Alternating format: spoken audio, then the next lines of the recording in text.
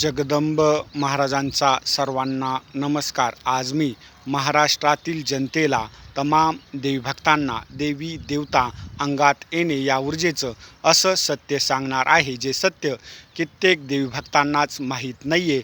महाराष्ट्रातील कित्येक देवीभक्तांचा असा समज आहे की एखादी देवीय ऊर्जा अंगात संचारल्यानंतर आपल्याला काहीच कळत नाही आहे। त्या देवीय ऊर्जेशी झालेला संवादही कित्येक देवीभक्तांच्या लक्षात राहत नाही आहे, परंतु ही गोष्ट तुमची अपुरी साधना आराधना असल्यामुळे होऊ शकते। एखादी देवीय ऊर्जा जर तुम्हाला आपल्या शरीरामध्ये प्रभावीपणे वाढवायची असेल तर तुम्हाला कठोर साधना आराधना करणं गरजेचं आहे।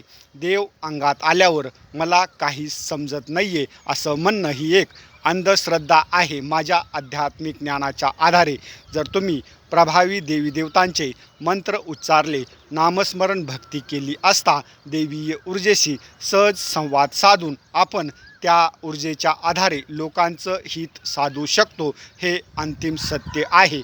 देव अंगात आल्यावर काहीच कळत नाही म्हणणे यांना आपल्या आध्यात्मिक गुरूकडून देव अंगात कसा वाढवायचा याचं आध्यात्मिक मार्गदर्शन व्यवस्थित भेटत नाही आहे, हेच मी माझ्या आध्यात्मिक ज्ञानाच्या आधारे सांगत आहे। आज मी महाराष्ट्रातील तमाम देवीभक्तांना असं सांगू इच्छितो, देव अंगात आल्यानंतर आपल्या आजूबाजूला काय चाललेलं आहे या सर्व परिस्थितीचं व्यवस्थित आकलन देव अंगात येणारा व्यक्ती करू शकतो, हेच अंतिम सत्य आहे।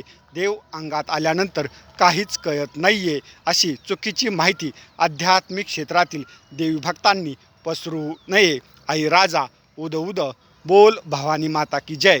जय भवानी, जय श्रीराम, जगदंब, हर हर महादेव, हर हर महादेव।